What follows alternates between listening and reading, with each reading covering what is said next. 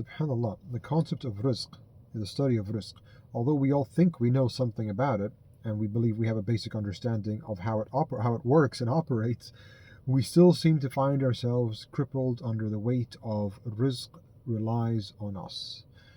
And subhanAllah, we read the Quran and we believe every word in it is true, and we understand what we read, and we go through the tafsir, and we know the ahadith, yet we still, when put to the situation or put to the test, we still think that, I could have changed this and I could have done that.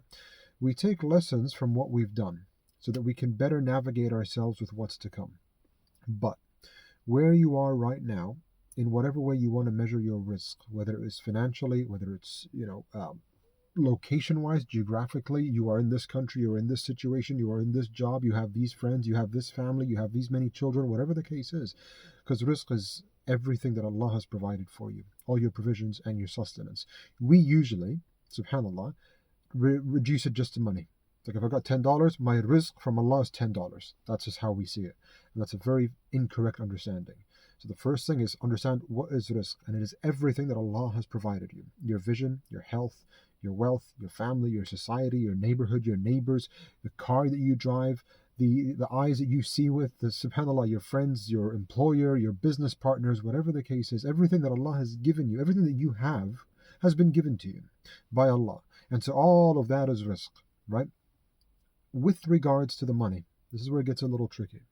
With regards to the money, and it's only tricky because of us and our misunderstanding. We think that we get the money because of the thing that we did. Now, we take asbab, we do the means, we do what is necessary as a path to try to make money. This is true, and this is what we are meant to do.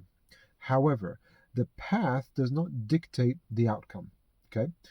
Some people will study their whole lives, and they are the smartest people on earth.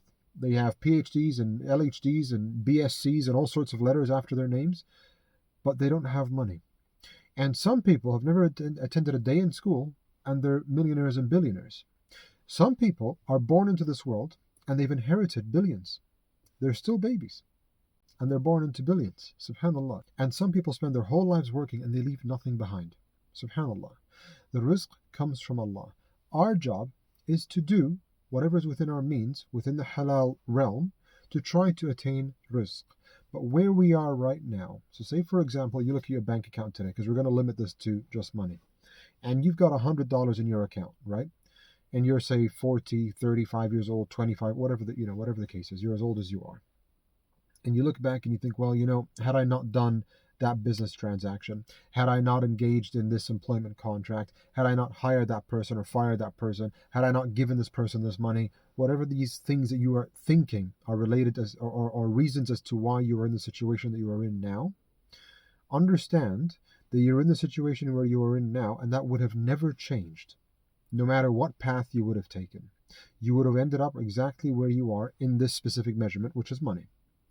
You may have made millions along the way, it's possible, Allahu Alam, but then you would have lost them to leave you with the situation that you are in right now, the $100.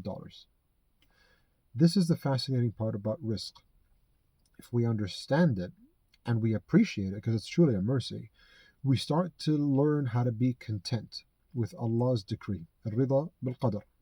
So when Allah decrees that you are meant to have $100 right now, no matter what you've been through, and you're thinking, I should have had 10 billion, and you're getting upset, and you feel the stress because you're seeing that the expected reality and the actual reality, there's a contrast, they're not meeting. And because they're not meeting, they're not aligned, you're seeing this discrepancy, and it's causing a break within. It's like, things aren't working out. I had this expectation, reality isn't meeting expectation, my mood goes down, I feel depressed, I feel sad, I feel angry, I feel upset, whatever the case is. Understand, your rizq comes from Allah. Your job is to try and do whatever you can within the halal realm. Whatever the outcome is, it's from Allah. It's not up to you. Because otherwise you're saying that you did some work and now you deserve money, right? You deserve rizq. Who here, you or I or anybody listening, can say, I deserve my eyes. I deserve my health. I deserve my family. I deserve my money. The money that I have, I deserve it. I earned it. This was always rightfully mine. That sounds a bit Qarunish, don't you think? Subhanallah, may Allah protect us.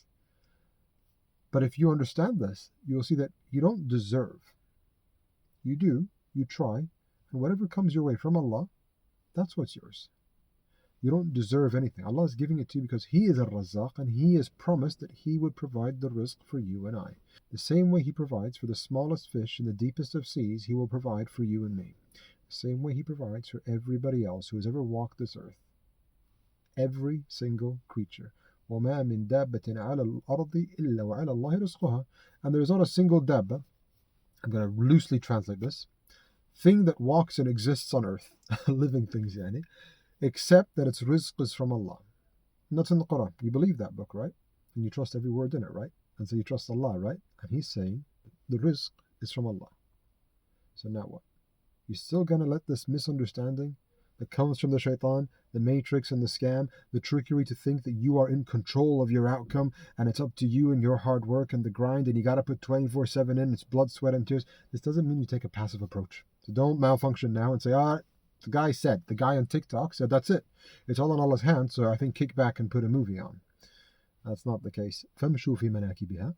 Walk on the earth. Rough translation. وَكُلُوا مِن رِزْقِهِ. اسعى يا عبدي. Try, strive, do. You have to take action. You're not meant to be passive and to just sit back and say, well, whatever comes, comes. If that were the case, the Prophet ﷺ, who was the best mutawakkil, who had the highest level of tawakkul on Allah than any other creation, would have sat back. But he still went and he did trading and he went into battle prepared and he did whatever he could because he understands this concept better than you and I could ever understand it. SubhanAllah. The Sahaba, Abu Bakr radiallahu anhu, Sahib al-Nabi, the friend, the companion of the Prophet ﷺ. The first day he gets appointed as Khalifa after the Prophet ﷺ's death, what does he do? He's in the market trading. The Muslims come and like, you're the Khalifa, what are you doing here? You need to go lead. He's like, yeah, but I gotta go provide, don't I, for my family? I gotta go work. I mean, I need to do something. That's a longer story, but the point is that he was down in the market trading and working. Nobody took this passive approach of sit back and whatever comes, comes. That's not what we are meant to do. May Allah grant us rizq halal tayyib mubarak. Yakfina bihalalihi and haramih. May Allah grant us a rizq that is halal and has barakah in it. That it is sufficient for us to rely on the halal and never resort to the haram. Barakallahu feekum. Take care. Assalamu alaikum wa rahmatullah.